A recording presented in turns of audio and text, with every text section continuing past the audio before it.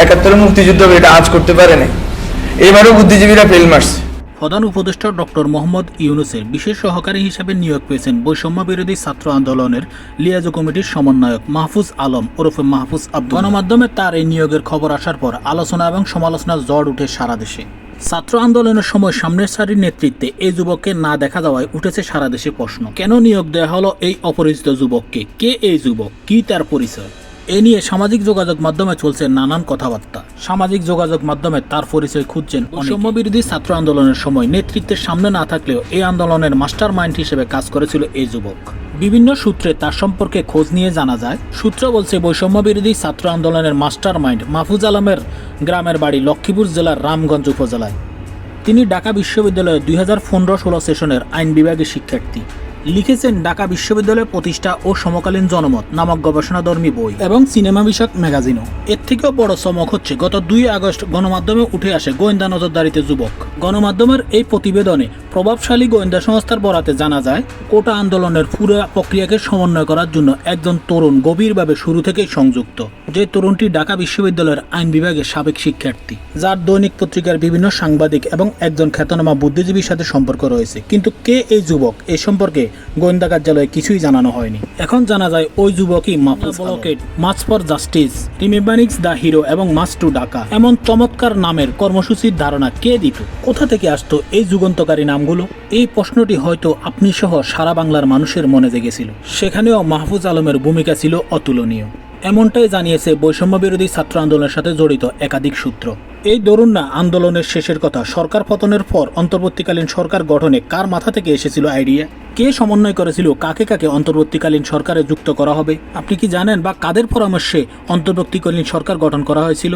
অন্তর্বর্তীকালীন সরকার গঠনে অন্তরালে ভূমিকা রেখেছিল বৈষম্য বিরোধী ছাত্র আন্দোলনের 6 সদস্যের লিয়াজো কমিটি, যার প্রধান ছিলেন এই যুবক মাহফুজ আলম। এবারই প্রকাশ্যে এলেন অন্তরালের মহানায়ক মাহফুজ আলম, যাকে নিয়োগ দেওয়া হলো সরকার প্রধান ডক্টর মোহাম্মদ ইউনূসের ব্যক্তিগত সহকারী হিসেবে। কি তার দর্শন এবং কিভাবে এই অন্তরালে থেকে সম্ভব করলেন 16 বছরের ফ্যাসিবাদের বিনাশ, যে নিজেকে সবসময় রাখে আড়াল করে, যার কারণে তার সম্পর্কে খুব বেশি কিছু জানা সম্ভব হয় না।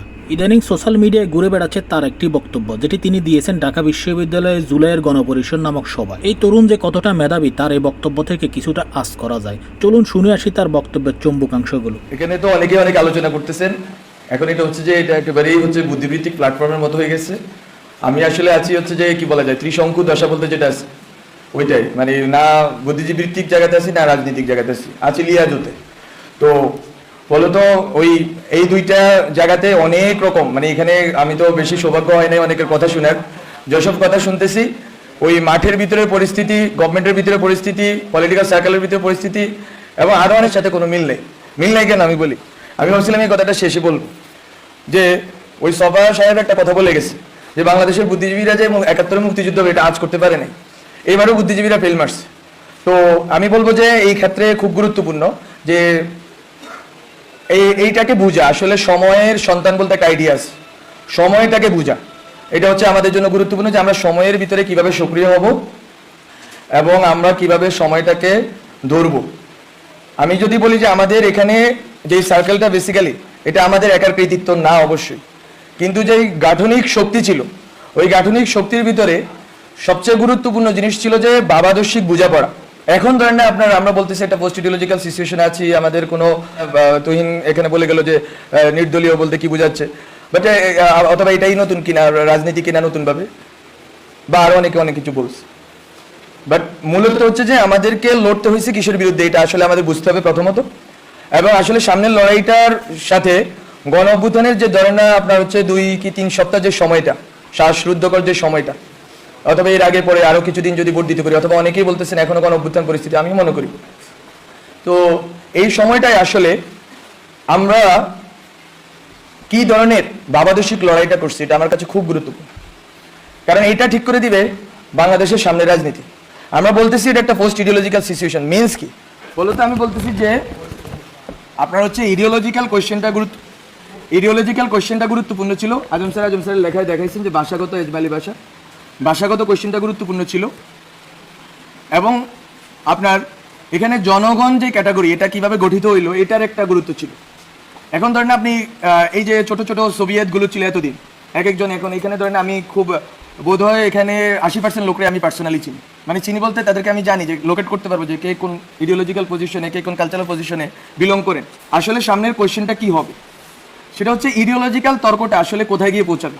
একটা আমি যখন বলতেছি নির্দলীয়, মানে হচ্ছে আগের যে দলীয় ইকুয়েশন ওটার বাইরে আমি বেরোতে চাচ্ছি। আমি যখন বলতেছি অরাজনৈতিক, আমি বলতে চাচ্ছি যে আগের যে রাজনৈতিকতা ওটার বাইরে বেরোতে চাচ্ছি। আমি যখন বলতেছি পোস্ট ইডিওলজি, আমি বলতে চাচ্ছি যে আগের যে ইডিওলজিক্যাল লড়াইটা ছিল ওই লড়াইয়ের বাইরে আমি বেরোতে চাচ্ছি। বলতে এই যে নতুন মুহূর্ত, এই মুহূর্তটা কিন্তু আমাদের বুদ্ধিভিত্তিক গবেষণার বিষয় না, এটা হচ্ছে সর্ট অফ আমি কি বলবো সজ্ঞার বিষয়, ইনটুইশনের বিষয়। যে আমরা যখন 20 দিনে ছিলাম, আমরা কি আসলে কে কাকে কতটুকু শত্রুগণ্য করছি, আমাদের ভিতরে সংহতির আইডিয়াটা কেমন ছিল, আমরা কাকে বন্ধুগণ্য করছি, কাকে শত্রুগণ্য করছি, আমরা কাকে ইডিওলজিক্যালি ফাইট করছি, কাকে ইডিওলজিক্যালি আমাদের মিত্র মনে করছি। ওই 20 দিন 25 দিন 30 দিনের যেই আমাদের যেই রাজনৈতিকতাটা হয়েছে, এটাকেই হচ্ছে যে আমাকে বারবার রিঅ্যানেক্ট করতে হবে।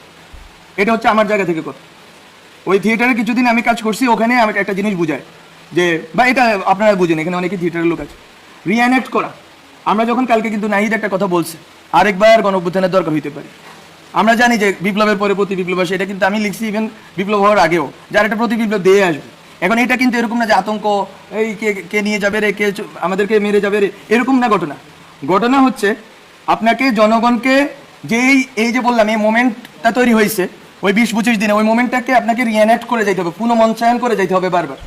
ওই পুনঃমঞ্চায়নের জন্য কী ধরনের রাজনৈতিক প্রক্রিয়া আমাকে ঢুকতে হবে, কী ধরনের রাজনৈতিক সংহতিতে আমাকে ঢুকতে হবে, এবং কী ধরনের বাবাদর্শিক তর্কে ঢুকতে হবে, সেটা হচ্ছে আমার কাছে খুব গুরুত্বপূর্ণ।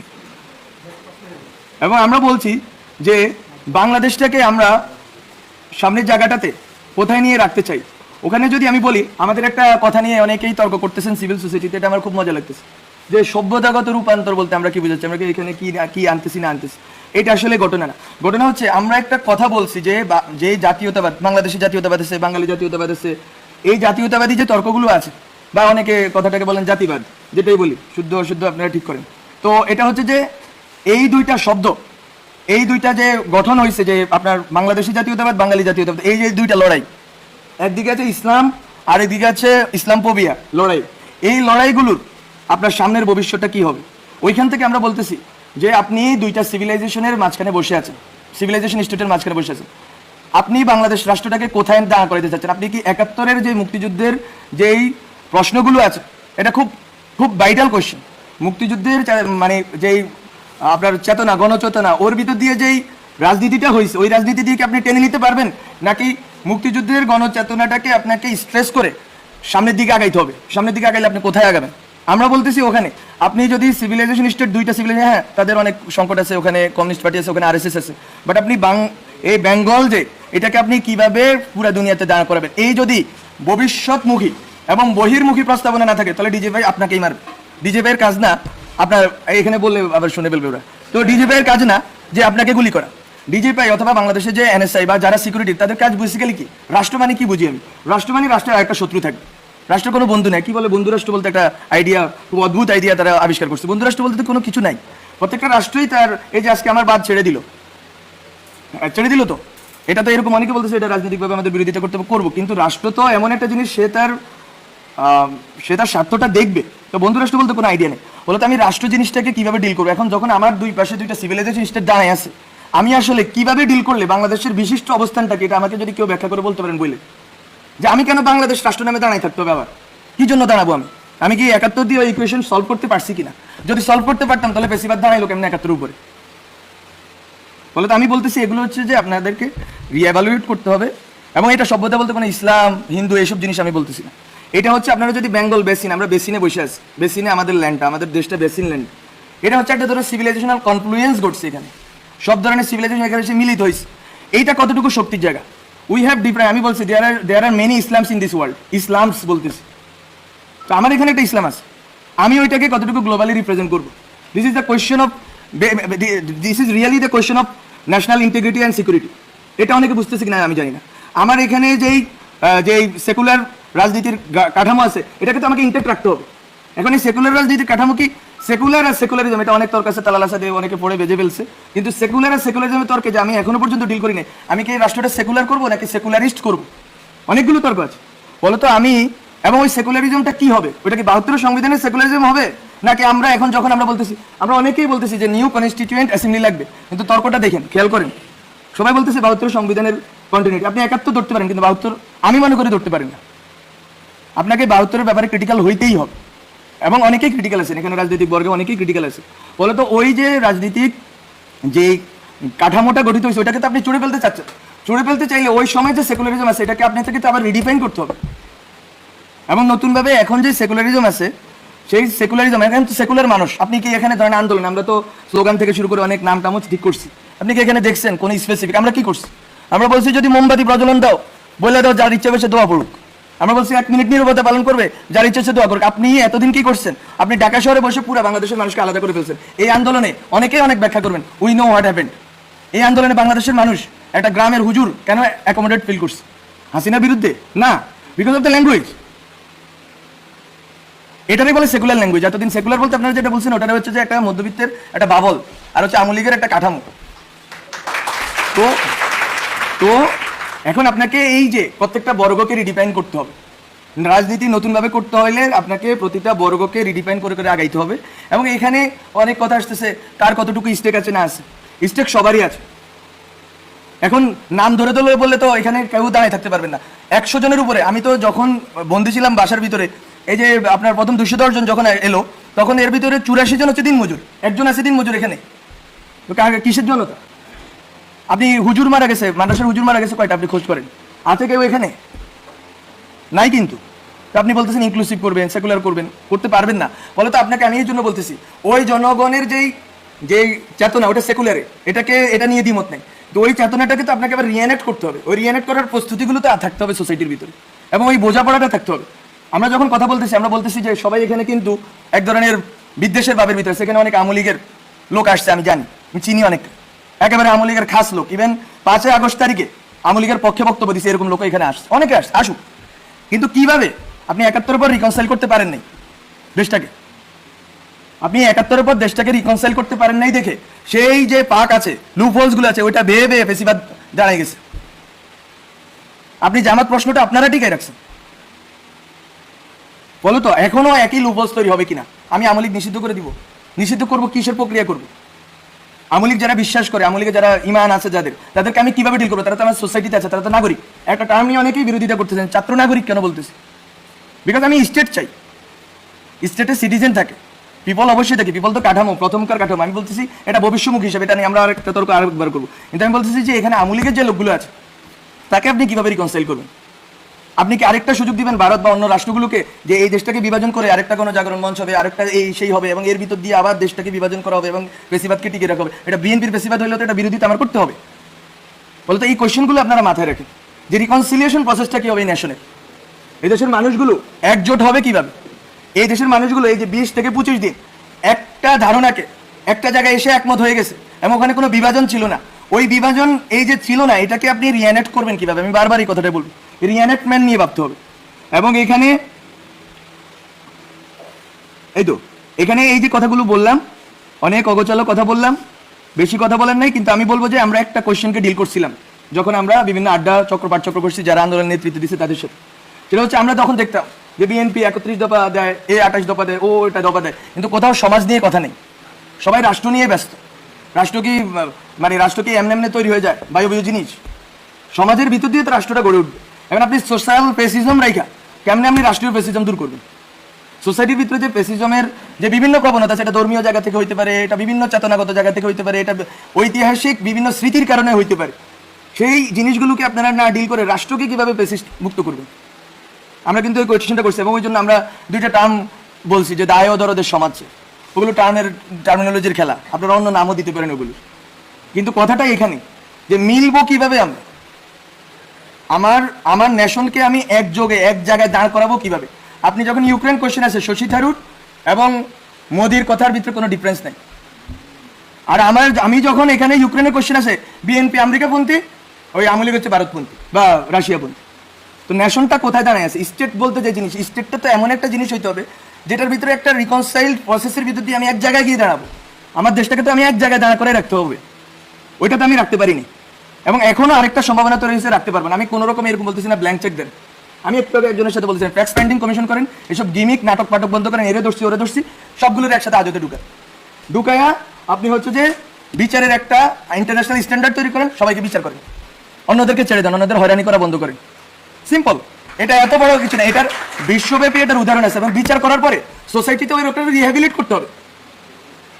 আপনি আরেকটা জামাত শিবির বানাইতে পারেন না যে যেখানে দেখবো কি কি কি একটা শিবির ধরে দেওয়া যাবে। আমি কি বলবো ছাত্রলীগের কথা বললে এই রাষ্ট্র টিকবে নাকি?